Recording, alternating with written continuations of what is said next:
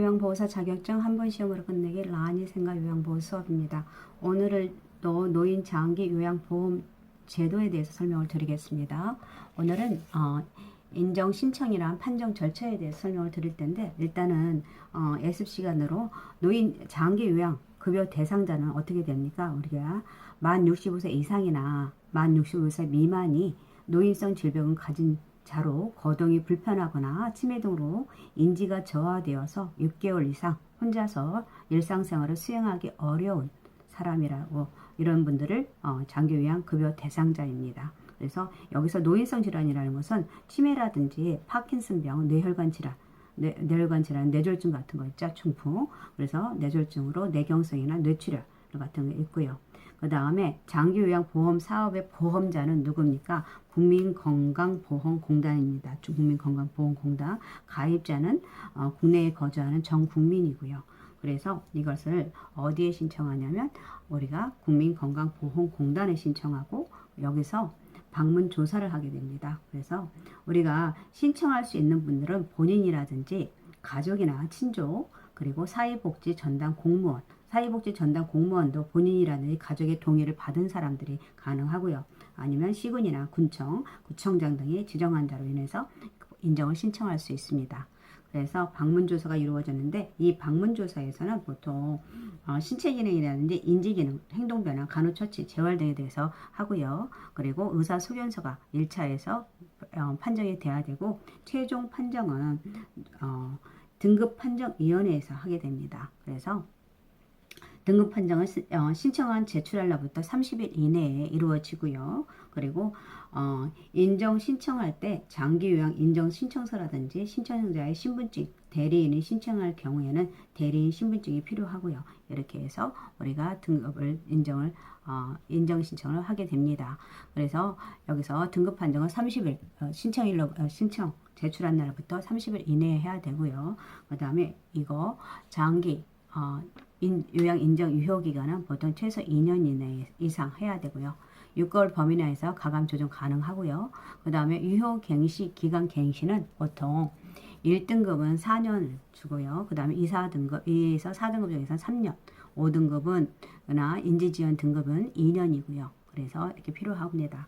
그리고 장기 요양 인정서 같은 경우에는 거기에 우리가 받게 되는 장기 요양 인정서에서는 보통 장기 요양 등급을 알 수 있고요. 유효 기간이라든지 이용 가능한 급여의 종류를 알 수 있고요. 그래서 대상자 가족은 장기 요양 서비스를 받기 위해서는 장기 요양 인정서를 기관에 제출해야 됩니다. 그리고 장기 요양 보험료를 6회 이상 납부하지 않으면 장기 요양 급여를 받지 못하게 되고요. 그리고 이에 대해서 이의를 신청하는 것은 보통 통보받은 날로부터 90일 이내에 할 수 있고요. 그리고 갱신 신청 같은 것은 유효기간이 끝나기 90일 전부터 30일 전까지 공단에 신청해야 합니다. 예. 그 다음에 여기 장기 요양 서비스의 이용 지원을 보시게 되면은 우리가 기관에 신청을 해야 되는데 이때 신청할 때는 먼저 서비스 신청 접수 및 방문 상담을 해야 됩니다. 여기서 장기 요양 인정서하고 표준 장기 이용 계획서를 제시를 해야 되는데 표준 장기 이용 계획서라는 것은 대상자의 이용 가능한 한도액과 본인 부담률이 제시되어 있고요. 그 다음에 급여의 종류라든지 횟수에 따라서 이에 따른 비용이 기재되어 있습니다. 그리고 대상자들이나 가족들이 적절한 장기 요양 서비스를 이용할 수 있도록 안내되어 있고요. 그리고 장기 요양 기관이 대상자를 이해하는 데 도움이 되는 자료를 제공하고 되고요. 그래서 장기 요양 인정서와 표준 장기 이용 계획서를 기관에 제시를 하고 그 다음에 서비스 제공 계획을 수립을 하고요.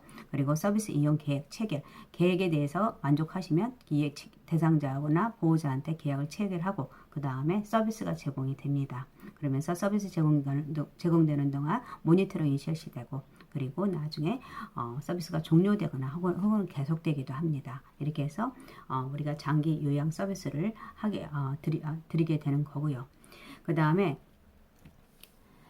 장기 요양 인정 점수에 따른 등급과 돌봄 상태를 보시면 1등급 같은 경우는 95점 이상으로 해서 전적으로 우리가 지원을 해야 되고요. 돌봄을 제공해야 되고 2등급은 상당 부분이라고 해서 95점 미만에서 75점 이상 75점 이상에서 95점 미만 그래서 상당 부분을 제공해야 되고요.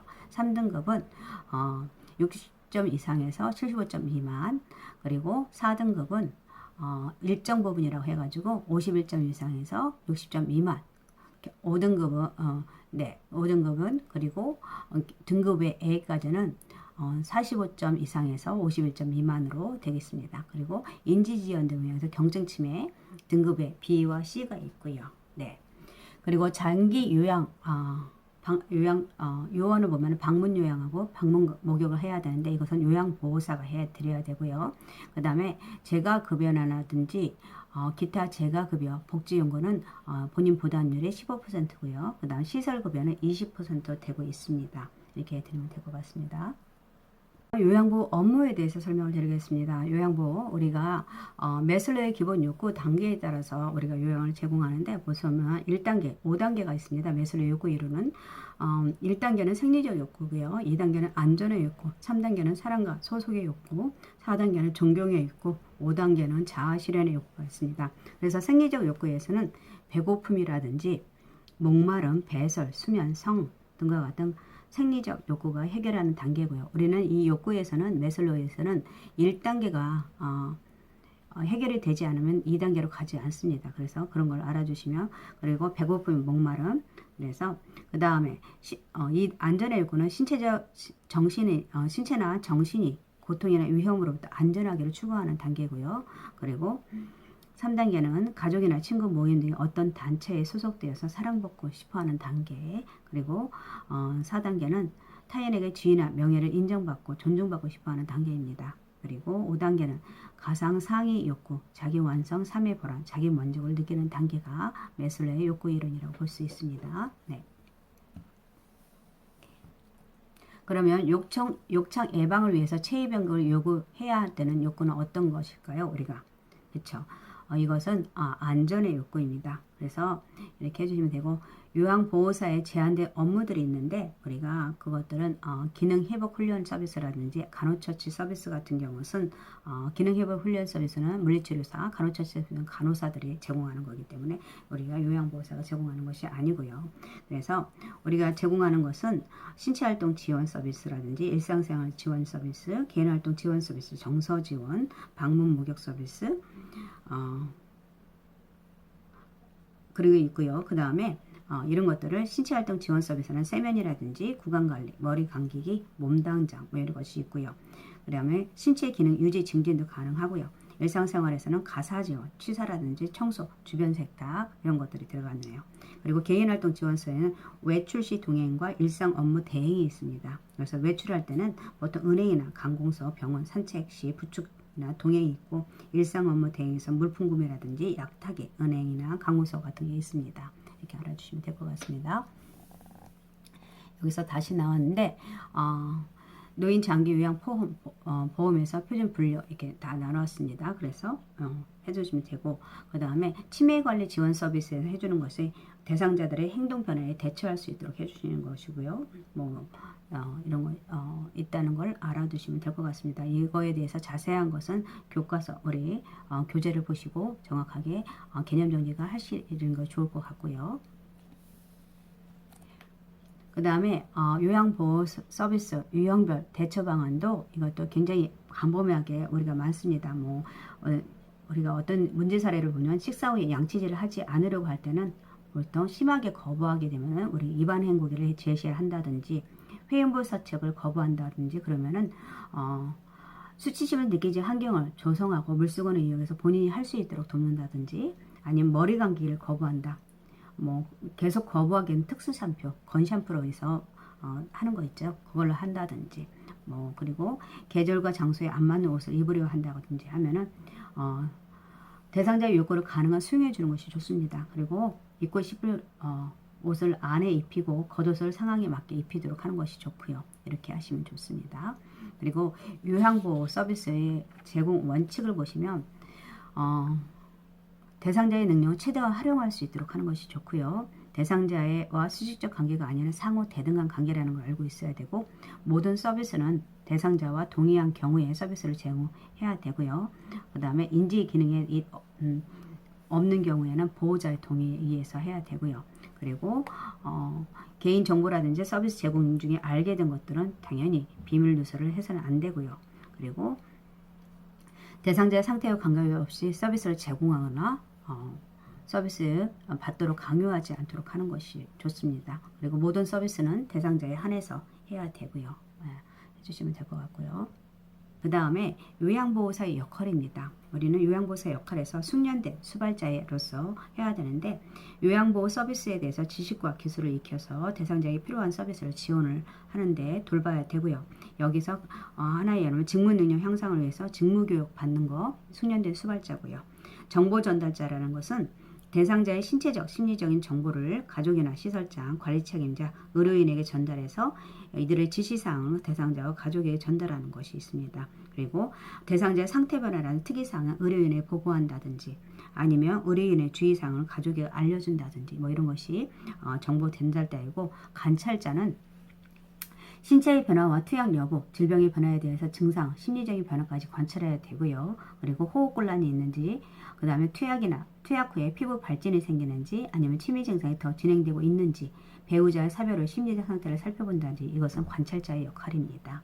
그리고 말법과 상담자의 역할을 해야 되는데, 효율적인 의사소통 기법을 활용해서 대상자와의 관계를 형성하고 대상자의 신체적, 정신적, 심리적 안위를 위해서 도모하는 것이 말법과 상담자인데 있습니다. 그 다음에 동기 유발자의 역할을 해야 됩니다. 대상자의 능력을 최대한 발휘할 수 있도록 동기를 유발하고 지지해야 되는 거.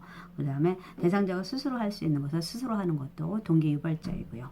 그 다음에 옹호자 같은 경우는 학대를 당하거나 소외되고 차별받는 대상자를 위해서 대상자의 입장에서 편들어주는 것입니다. 어떤 경우에도 대상자 편에서 할 수 있는 것, 편들어주는 것이 옹호자의 역할이라고 볼 수 있고요. 그 다음에 인권보호에 대해서 설명을 드리겠습니다. 노인의 법적 권익보호에 의해서 재가노인에서는 생존권과 경전권을 보호하기 위해서 공적연금, 경제활동 지원 사업을 제공해야 되고요. 그 다음에 건강권 보호를 위해서 국민건강보험이라든지 노인 장기요양보험, 노인 돌봄 사업을 운영해야 되고요. 그리고 교육이나 문화권 보호를 위해서 노인복지관이나 평생교육원, 경로당을 통해서 지원이 제공돼야 되고요. 그리고 주거환경 보호를 위해서, 환경권 보호를 위해서 자신의 집에서 생활할 수 있도록 주거환경을 개선하는 것도 필요합니다.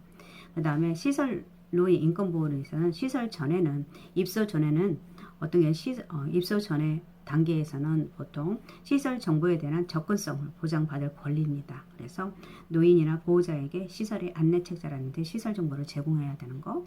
그 다음에 입소 계약 단계에서는 충분한 정보를 제공받을 권리. 그래서 계약 기간이나 장기 요양 급여라든지 내용이나 비용과 비급여 항목이라든지 비용 등을 정보를 제공해야 되는 거. 그리고 노인의 권리나 서비스 내용, 입소 절차, 운영 규칙이라든지 규정, 시설 내 정보를 제공하는 것들이 충분한 정보를 제공받을 권리고요. 그리고 스스로 입소를 결정하고 계약할 권리가 이루어져야 됩니다. 그래서 노인 스스로가 입소를 결정하도록 자기 결정권이 보호될 수 있도록, 보장될 수 있도록 하는 것이 여기서 입소 전 계약 단계에서 이루어져야 되는 것이고요. 그리고 생활 단계에서는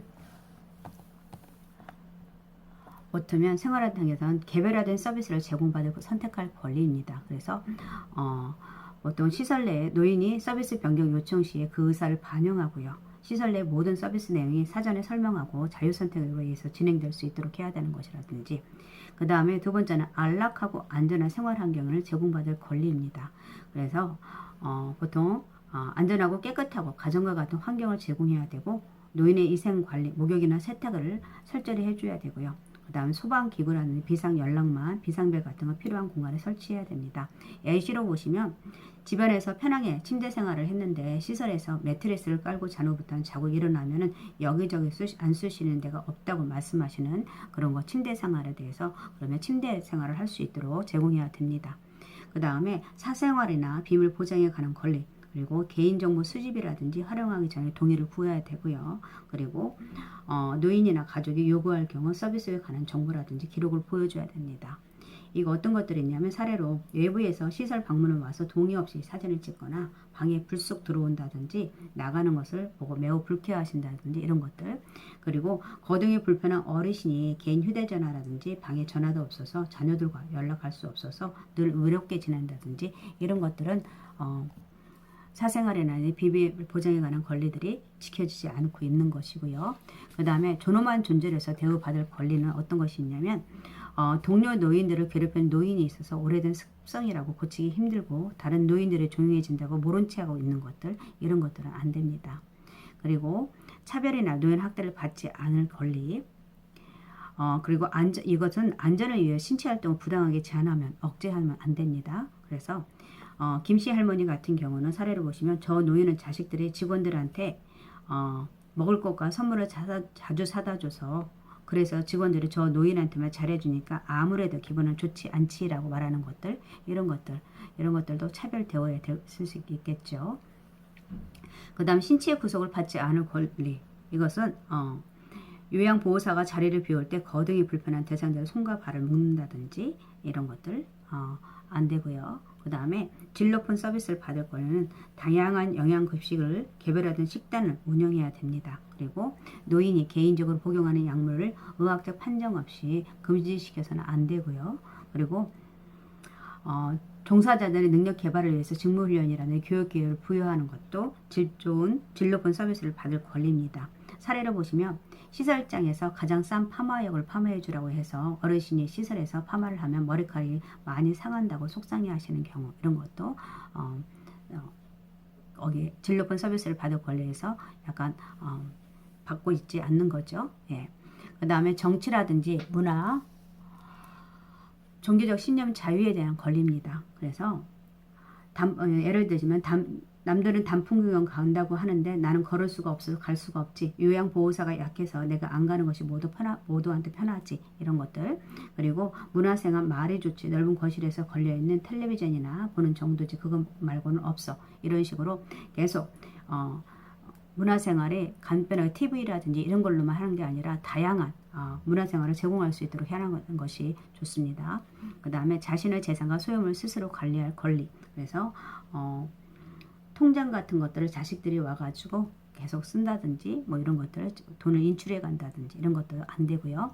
그 다음에 이성교조라든지 성생활, 기호품 사용에 관해서 자기 결정권 권리가 있습니다. 이런 것들. 그 다음에 자신의 견해와 불평을 표현하고 요구할 권리들이 있는데 이것은 병원 진료 맞고 늦게 왔는데 식사가 점심 식사가 반찬을 식은 반찬을 드셔야 해서 따뜻한 식사를 원하지만 유별나다고 구는 것 같아서 얘기를 꺼내본 적이 없다고 했을 때 이런 거 자신의 견해에 대해서 불평을 표현하고 해결을 요구할 권리를 하도록 하는 것이 좋습니다.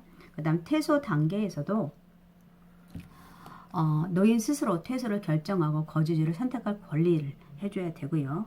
그래서 어르신의 건강 상태가 나빠져서 가족들에게 입원이나 전원을 권유하는데 어르신의 의사는 묻지 않고 전원을 한다든지 이런 것들이 퇴소 단계 노인 스스로 퇴소할 수 결정할 거주를 선택할 권리를 침해받고 있는 것입니다. 네.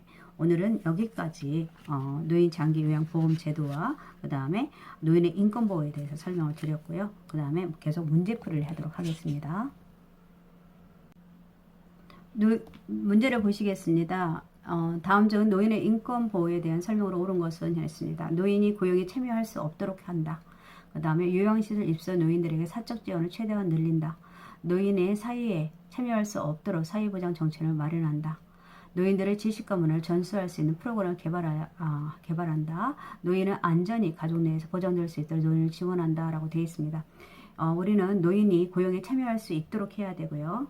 그 다음에 요양시설 입소 노인들은 사적 지원을 최대한이 아니라 공적 지원을 늘릴 수 있도록 해야 되고요.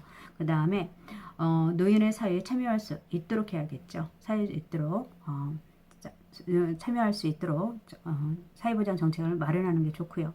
그 다음에 노인들의 지식문화, 이게 답이겠네요. 지식문화, 노인들의 지식과 문화를 전수할 수 있는 프로그램을 개발하는 거, 후배한테 뭐 이런 것들. 그 다음에 노인의 안전이 가족 내에서 보장될 수 있도록 노인을 지원한다랍니다. 안정이 가족 내에서 지원할 수 있도록 가족을 지원할 수 있도록 하는 노인을 지원하는 게 아니라 가족을 지원할 수 있도록 하는 것이 좋겠죠. 네, 그래서 답은 4번이 되겠네요. 네. 그 다음에 두 번째 사례를 통해서 노인의 학대 유형원이라고 되어 있네요.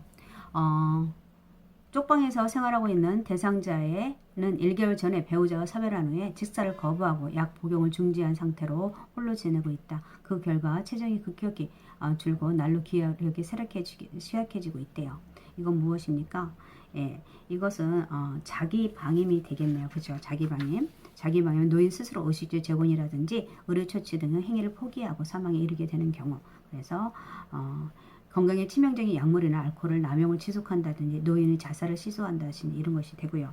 방임 같은 경우는 의식주 등이라든지 일상생활 관련 보호를 제공하지 않는다든지 생존을 위해서 경제적인 보호를 제공하지 않는다든지 그래서 보청기라든지 돋보기, 지팡이 같은 거 보호장구를 제공하지 않고요. 그리고 노인의 간병을 소홀히 해서 욕창이나 악취를 발생한다. 이것도 방임이 될 수 있고요. 그 다음에 신체적 학대라는 것은 보통 칼과 흉기 물건들을 상해를 입힌다든지 집 밖으로 끌어내서 쫓아낸다든지 자물쇠 등으로 설치해서 거주지 주변에서 출입을 통제하든지 이런 건 신체적 학대고 끈이라든 수갑 등으로 손이나 발목 신체를 묶어둔다든지 이런 것들이 있고요. 정서적 학대라는 것은 대화를 하지 않고 무시하고 반응을 보이지 않는다든지 일상생활을 타 가구원과 별도로 사게 한다든지 친지와 연락이나 방문을 방해한다든지 이런 것들이 있을 수 있죠. 그래서 이것은 자기 방임이 되겠네요. 네. 3번은 다음 중 위출혈, 위천공, 위협착 등의 증상을 발생하는 질환은 이라고 했네요. 위출혈이나 위천공, 위궤양이겠네요. 그죠? 위궤양이 어떤 위백의 점막뿐만 아니라 근육층까지 손상된 위장병이고요. 이것은 보통 위출혈이나 위천공, 위협착, 속쓰림, 소화불량 그리고 언제는 새벽 공복 시에 나타납니다. 그래서 새벽 1시에서 2시에 발생하는 상복부의 불편감이고요. 그래서 위궤양이 되겠고 위염 같은 경우는 보통 배고프기 시작할 때 명치 부위 통증이라든지 식사 후에 위에 무겁거나 부푼 듯한 느낌이 있어서 트림이라든 구토 증상을 보이는 것이 위염이고요. 그리고 위암이라는 것은 우리가 짜는 음식이라는 염장식품 같은 그 다음에 위축성 위염이라든지 위암의 가족력 등에 의해서 나타나고요. 대장암은 대장의 용종 가거력이라든지 대장암 가족력이 있다든지 저섬유소라든지 저잔여 식이섭취를 한다든지 장 습관의 변화, 장 폐색 같은 혈변, 직장출혈, 점액 분비 이런 것들이 있고요. 식도성 역류성 식도염이라는 것은 위의 내음물이 식도로 역류해서 식도에서 염증을 일으키는 것입니다. 그래서 증상으로 보면 목에 이물감이 있다든지 신물 같은 것이 올라오고요. 신목소리가 난다든지 마른 기침, 연하골라 이런 것들이 있을 수 있습니다. 그래서 여기에서 위출혈이나 위천공이나 위협작 그 다음에 공복 시에 새벽에 불편감을 있는 것은 위궤양이 되겠고요. 그 다음에 이에 비해서 위염이라는 것은 음식물을 먹고 나서 불편감이라든지 트림이나 구토 같은 것이 나오는 것이 위염이고요. 이 두 가지 차이를 꼭 알아주시면 될 것 같습니다. 그 다음에 죽음이 임박한 대상자의 신체적 변화로 옳은 것은 이라고 되어 있네요. 그죠? 보시면 실변을 하게 된다. 이거 맞죠? 네. 대변이라든지 요실금이라든지 실금이라든지 실변을 하게 되고요. 잠자는 시간이 줄어드는 게 아니라 잠자는 시간이 길어들죠. 소변량이 증가하는 게 아니라 소변량이 감소하고요. 정서적으로 변화가 없다는 게 아니라 정서적으로 약간 불안감을 나타내고요. 소화기능에 변화가 없다가 아니라 소화기능에 기능이 작아져서 수분이라든지 음식물을 드시지 않으려고 하고 있습니다. 그래서 이렇게 답은 실변을 하게 된다라고 해서 1번이 되겠네요. 네. 그 다음에 거동이 불편한 경증 인지기능 장애 대상자에게 할 수 있는 인지자극 훈련으로 옳은 것은 이라고 되어 있네요. 그래서 여기서 뇌건강 일기라든지 그 다음에 물건값 계산하기 특정 글자 고르기 이런 것들은 보통 인지기능 장애가 없는 대상자고요. 그리고 성냥으로 똑같은 모양 만들기 이것은 중증 인지기능 장애한테 할 수 있고요. 그리고 물건 보며 과거 회상하기 이것은 경증 인지기능 장애한테 대상자한테 할 수 있는 자극 훈련이라 할 수 있습니다. 네.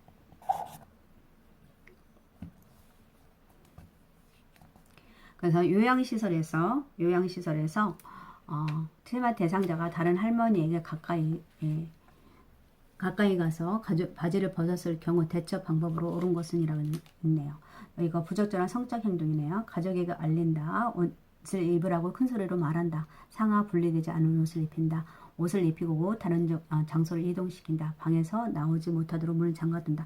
이거에서 가장 중요한 것은 당황하지 않고 옷을 벗거나 성기를 노출한 경우 당황하지 말고 옷을 입혀주고 해주는 것이 다른 장소로 이동하시는 거 좋습니다. 그리고 치매 대상자는 보통 성 자체는 관심이 없음을 인식해야 되고요.